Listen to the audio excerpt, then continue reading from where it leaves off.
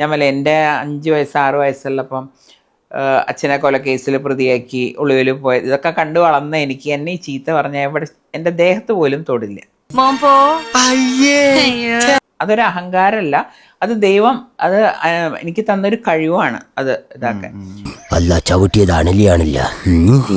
പിന്നെ ഞാൻ ആലോചിക്കും എൻ്റെ അച്ഛൻ ഏറ്റവും സ്നേഹിച്ച ജനവിഭാഗങ്ങളാണ് എന്നെ ചീത്ത പറയുന്നത്. ഇതിന് മാത്രം എന്ത് തെറ്റായിട്ടാ ഞാൻ ചെയ്തത്? ഞാൻ BJP-യിലാണെങ്കിലും ഞാൻ എല്ലാവരുമായിട്ടും സുഹൃത്ത് ബന്ധം കാത്തു സൂക്ഷിക്കുന്ന ആളാണ്. അത് ഏത് പാർട്ടിയിലും ഉണ്ട് എനിക്ക്. മാം, അവിടെയാണ് ഞാൻ ചോദിക്കാൻ വരുന്നത്. മാമിന്റെ ഏറ്റവും വലിയ മേൽവിലാസം ഇനിയിപ്പോ എത്ര കാലം പ്രവർത്തിച്ചാലും അത് കരുണാകരന്റെ മകൾ എന്നുള്ളത് തന്നെയാണ്. അതെന്റെ വലിയൊരു ആഗ്രഹം.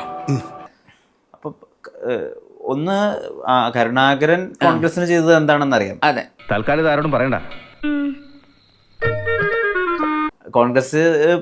കോൺഗ്രസ് ആണ് കേന്ദ്രത്തിൽ BJP-യുടെ പ്രതിപക്ഷം. അതെ. അപ്പൊ ആ ഒരു മാറ്റത്തെ അച്ഛന്റെ മകൾ എന്നുള്ള രീതിയിൽ അച്ഛനോട് അടുപ്പമുള്ളവർ ഒരിക്കലും നല്ല രീതിയിലല്ലല്ലോ അതിനെ സ്വീകരിക്കുക. വിദ്യാഭ്യാസ കുറവുണ്ടാവും അങ്ങനെ പറഞ്ഞു. അതുകൊണ്ടല്ല ഞാൻ കൊളോക്കിലായിട്ട് പറഞ്ഞതാ. എന്റെ കണ്ടംപററീസ് ആയ ആളുകൾ ഉണ്ടാവുമല്ലോ, അവരോട് എന്താ വിശദീകരിക്കുക, അല്ലെങ്കിൽ അവരോട് എന്ത് പറയും, അങ്ങനെയൊക്കെ ആലോചിച്ചിരുന്നു? ഇല്ല, കാരണം അവരാരും എന്നെ സഹായിക്കാൻ വന്നിട്ടില്ല. വെറുതെ കിടന്ന് ഉരുളാദാശനെ.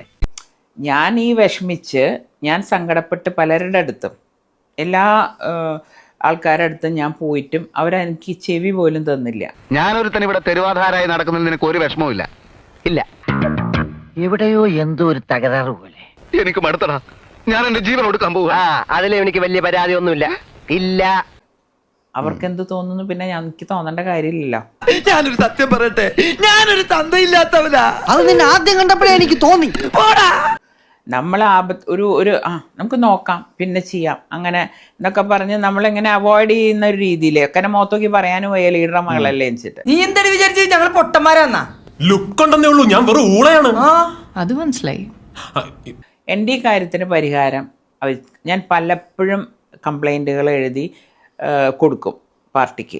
അത് നേരെ ചവിട്ടുകൊട്ടയിലേക്ക് പോകും. അങ്ങനെ തട്ടി മുട്ടി നടക്കുന്ന പെണ്ണ് ഞങ്ങളുടെ വേണ്ട. ആ രീതിയിൽ ഞാൻ പറഞ്ഞില്ലേ, ഞാനൊരു ദിവസം KPC പ്രസിഡന്റിന്റെ മുമ്പിൽ ഇരുന്ന് കരഞ്ഞിട്ടുണ്ട്. അദ്ദേഹം പറയും ഇല്ലാന്ന് അദ്ദേഹം പറയട്ടെ, ഞാൻ നേരിട്ട് ചോദിച്ചോളാം. അങ്ങനെ ഒരു സംഭവം ഉണ്ടായോ? ഞാൻ അറിഞ്ഞില്ല ചേച്ചി. ഞാൻ വിശ്വസിക്കില്ല. മഹിയായിട്ട് പറഞ്ഞാൽ എന്റെ വാക്ക് പഴയ ചാക്കും. അപ്പോൾ ആൾക്കെന്നെ വല്ലാത്ത വിഷമായി പോയി കണ്ടപ്പോൾ. ആള് പറഞ്ഞു ഇല്ല നീ അങ്ങനെ കരയല്ലേ. ആൾക്ക് ഭയങ്കര സങ്കടമായിപ്പോയി പറഞ്ഞു. അപ്പം അങ്ങനെ നമ്മളോട് നന്നായി പെരുമാറിയ ആൾക്കാരും ഉണ്ട് അതിൽ. എവിടെ പോകുന്നു? കണ്ടു ഇതിന്റെ അകത്തേക്ക് ആരെ കാണണമെന്ന് പറഞ്ഞാൽ വിളിച്ച് കാണിച്ചു തരാം. എനിക്ക് പഠിച്ചാമ്പുരാനൊന്ന് കാണണം, ഒന്ന് വിളിച്ച് കാണിച്ചു തരാൻ പറ്റുമോ? അല്ലെങ്കിലും എനിക്ക് പ്രസ്ഥാനത്തിനോട് എനിക്കൊരു ദേഷ്യം ഉണ്ടായിട്ടില്ല. പക്ഷെ ഇപ്പോഴത്തെ നേതാക്കന്മാരെ സഹിക്കാൻ പറ്റുന്നില്ല. പൊട്ടന്മാര് ലോക പൊട്ടനാണ് പൊട്ടന്മാര്. എന്ത് കൊടുത്താലും പൈസ കൊടുത്താൽ സ്ഥാനം കിട്ടുക, പൈസ കൊടുത്ത് കോർപ്പറേഷനിലെ സീറ്റുകൾ വിൽക്കുക, ഇതെല്ലാം കണ്ണുകൊണ്ട് കണ്ടപ്പോൾ സത്യം പറഞ്ഞാൽ എനിക്ക് തലയ്ക്ക് പ്രാന്തായി. ഞാൻ ഇങ്ങനത്തെ ഒരു പൊളിറ്റിക്സ് കണ്ടു വളർന്ന ആളല്ല. ഈ പരട്ടത്തലയിൽ ഇത്രയും കുരുട്ട് ബുദ്ധിയുണ്ടെന്ന് ഞാൻ വിചാരിച്ചില്ല. ഒരു പാല് വിട്ട് അങ്ങോട്ടും ഇങ്ങോട്ടും വേണം, അത് പഞ്ചായത്തായാലും മുനിസിപ്പാലിറ്റി ആയാലും. എൻ്റെ മുമ്പിലിരുന്ന് കണക്ക് പറഞ്ഞ് കോർപ്പറേഷന് പൈസ വാങ്ങുന്നത് ഞാൻ കണ്ടിട്ടുണ്ട്. എനിക്ക് ചിന്തിക്കാൻ കഴിയുന്നില്ല. നിങ്ങളൊന്ന് പോയി തന്നെ. ബഹളം വയ്ക്കൊന്നും വേണ്ട. ഞാൻ പിടിച്ചു പറിക്കാനും കക്കാനും വന്നൊന്നും അല്ലല്ലോ. നീ കുറെ നേരമായി കിളച്ച് കയറിക്കൊണ്ടിരിക്കുക. പറ്റില്ലെങ്കിൽ അത് പറഞ്ഞാ മതി. പറ്റില്ല. എൻ്റെ അച്ഛൻ പണ്ട് നോക്കാറ് വർക്ക് ചെയ്യാൻ പറ്റുമോ, അല്ലെങ്കിൽ ആ സ്ഥലത്ത് നല്ല പേരാണോ അയാൾക്ക്, ഇതൊക്കെയാണ് അച്ഛൻ്റെ മാനദണ്ഡങ്ങൾ. കാഞ്ഞ ബുദ്ധിയുള്ള സിംഗിൾ തല രാവണൻ സാറല്ലേ സാറേ. ആ സ്ഥാനത്ത് ഒരു പണിയെടുക്കാത്ത പല ആൾക്കാരും വന്നിട്ട് ഇത്ര പൈസ കൊടുക്കുമ്പോൾ സീറ്റ് കൊടുക്കണ രീതി ആലോചിച്ചിട്ട് തന്നെ ടെൻഷനാവുന്നു. അതൊന്നും ഈ കോൺഗ്രസ് പാർട്ടിക്ക് ചേർന്നതല്ല. അതാണ് ഈ പാർട്ടിയുടെ നാശത്തിന് കാരണം.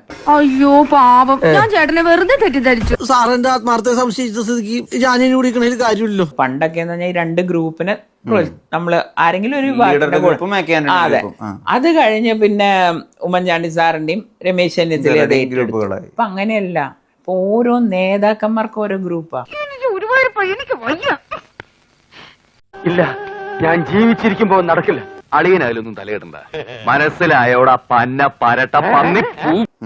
പിന്നെ ഞാൻ പറഞ്ഞില്ലേ, ഇന്നലെ വന്ന ആളുകള് നേതാക്കന്മാര് കയ്യിൽ പൈസ ഉണ്ടോ, നമുക്കൊരു 5 കൊല്ലം കൊണ്ട് കോൺഗ്രസിൽ നല്ല നേതാവാം. ഞാൻ പറഞ്ഞതിന്റെ പൊരുൾ മനസ്സിലായോ? മനസ്സിലായി. ഇവൻ എങ്ങനെയൊന്ന് പറഞ്ഞ് മനസ്സിലാക്കൂ എടാ മണ്ട. സോഷ്യൽ മീഡിയ എല്ലാ വഴിയും സാധാരണക്കാരനത് പറ്റില്ലല്ലോ. എന്നെ കൊണ്ട് തോറ്റു. പക്ഷെ ഇപ്പം ആൾക്കാർക്ക് മനസ്സിലായി തുടങ്ങി BJP ആണ് എന്തെങ്കിലും ഞങ്ങൾക്ക് പറഞ്ഞാൽ ചെയ്യുന്നത്. അയ്യോ അതൊന്നും പറയാണ്ടിരിക്കുന്നില്ല. നിങ്ങൾ ഈ പ്രായത്തിൽ ഇത് എന്ത് കൽപ്പിച്ച? ഇതൊരു തോന്നൽ വന്നപ്പോൾ വോട്ടുകൾ ഇങ്ങോട്ടേക്ക് വന്നു തുടങ്ങി. അതിന് BJPയുടെ ദേഷ്യം വന്നിട്ട് കാര്യമില്ല. മോനെ അണ്ണൻ കളത്തിലിറങ്ങേണ്ട സമയമായി.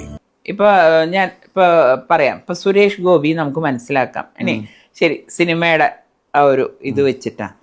Okay, thank you. എന്തുകൊണ്ടാണ് ഒരു മാസം കൊണ്ട് രാജീവ് ചന്ദ്രശേഖരന് ഇത്ര വോട്ട്? ഈ സാധാരണ ആളുകൾക്ക് എന്താ അറിയാം, ഇവര് നേതാക്കന്മാര് പറയുന്നത് കണ്ണടച്ച് വിശ്വസിക്കുന്ന കണ്ടിട്ടുള്ള ആളാണ് ഞാൻ. എന്തിന്? ആർക്ക് വേണ്ടി? ഞാൻ എപ്പോഴും പറയാറില്ല ഇവന്മാര് ബൂർഷകളാണെന്ന്.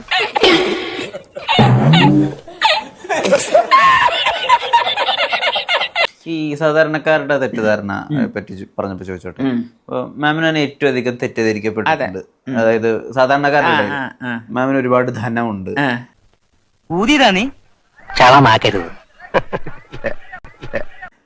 അച്ഛന്റെ ഇൻഫ്ലുവൻസ് വെച്ച് വളരെ സുഖലോലിപിയായിട്ടാണ് ജീവിച്ചു വന്നിട്ടുള്ളത് എന്ന് ഞാൻ പറഞ്ഞില്ല. വലിയ സാരി കളക്ഷൻ, ആഭരണ കളക്ഷൻ, ഇങ്ങനെയുള്ള ആരോപണങ്ങൾ. മതി പറയല്ലേ. ഇത് പലതവണ മാം തന്നെ ക്ലിയർ ചെയ്യാൻ ശ്രമിച്ചിട്ടും ഇത് വന്നുകൂടുന്നുണ്ട്. ഇതിലെന്തോ ദുരൂഹതയുണ്ട് ഭൈരവ. അവന്റെ അവസാനം കണ്ടിട്ടേ ഞാൻ ഇറങ്ങുന്നത്. റിച്ച് പൊളിറ്റീഷ്യൻ ആണ്, അങ്ങനെ ഒരു മുഖം വന്നുപോയി. അത് എപ്പോഴെങ്കിലും തോന്നിയിട്ടുണ്ട്? അങ്ങനെ ഒരു ബാധ വന്നതാണ് പ്രശ്നം. എനിക്ക് തോന്നിയിട്ടുണ്ട്. കാരണം ഞാൻ ഇപ്പൊ ഈ ഉടുത്ത സാരിക്ക് 1700 രൂപയുള്ളൂ. ഞാൻ ഉടുക്കുന്ന പല സാരികളും 1000-ന്. പക്ഷെ എനിക്ക് നല്ല സെലക്ട് ചെയ്യാനുള്ള കഴിവുണ്ട്.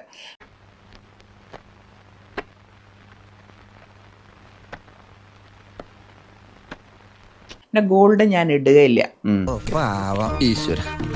അതല്ലേ എന്റെ പ്രശ്നം. പുരപ്പുറം തൂക്കുന്നു കേട്ടിട്ടില്ലേ? അതായി കാണുന്നത്. എന്റെ ദേഹത്ത് നിങ്ങൾ കണ്ട ഏതെങ്കിലും എന്റെ ഈ വള പോലും ഗോൾഡല്ല, ഈ മാല മുത്തുമാല അല്ല, ഇത് ഗോൾഡല്ല. എന്റെ ആകെയുള്ളത് ഗുരുവായൂരപ്പന്റെ ഒരു മോതിരം. അറിയാമോ ഈ നാട്ടിൽ മത്തായിച്ചിന്റെ വില എന്താണെന്ന്? 8 രൂപ 50 പൈസ. ഇത് മാത്രമാണ് ഗോൾഡ്. ഗോൾഡിനോട് എനിക്ക് തീരെ താല്പര്യമില്ല. ഒന്ന് പോയാ എനിക്ക് വേറെ പണിയുള്ളതാ. ചെല്ല്. എന്റെ കല്യാണത്തിന്റെ ഫോട്ടോയിൽ കണ്ടാൽ പോലും അറിയാം, ഒരു മാലയും ഒരു ലോങ് മാലയും മാത്രമേ ഞാൻ ഇട്ടിട്ടുള്ളൂ. അപ്പം ഇതൊക്കെ എന്താ വെച്ചാല് എന്റെ നിറം അതൊരു വലിയ ഇഷ്യൂ എനിക്ക്. വട്ടാണല്ലേ. ഞാനൊരു ദിവസം പറഞ്ഞത് കരി വരുത്തിച്ചിട്ട് ഇറങ്ങിയാലോ എന്ന്. കാരണം എന്താ അറിയോ, അതായത് എനിക്ക് എന്റെ നിറം കിട്ടിയത് എന്റെ അച്ഛന്റെ അമ്മയുടെ കയ്യിന്നാണ്.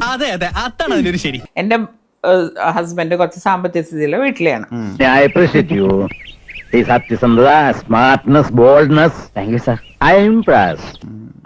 എന്നിട്ട് അദ്ദേഹം തന്നെ പറയും, ഞാൻ കഷ്ടപ്പെട്ടുണ്ടാക്കണം മുഴുവൻ ഇത് അടി കൂടെ പാവങ്ങൾക്ക് എടുത്ത് കൊടുക്കും പറയും തമാശക്ക്. അതൊക്കെ ഞാൻ ചെയ്യും. ആളുകളുടെ ഇടയിൽ വില മതിക്കാനകത്ത വിലയാ, തേങ്ങാ കൊലയാ. അതുകൊണ്ട് തൃശ്ശൂരരെ അതുകൊണ്ടായിരിക്കും ഈ എത്ര ചവിട്ടിയും കുത്തി ഞാൻ എന്നെ 900 വോട്ടിനെ തോപ്പിക്കാൻ പറ്റിയുള്ളൂ അവർക്ക്.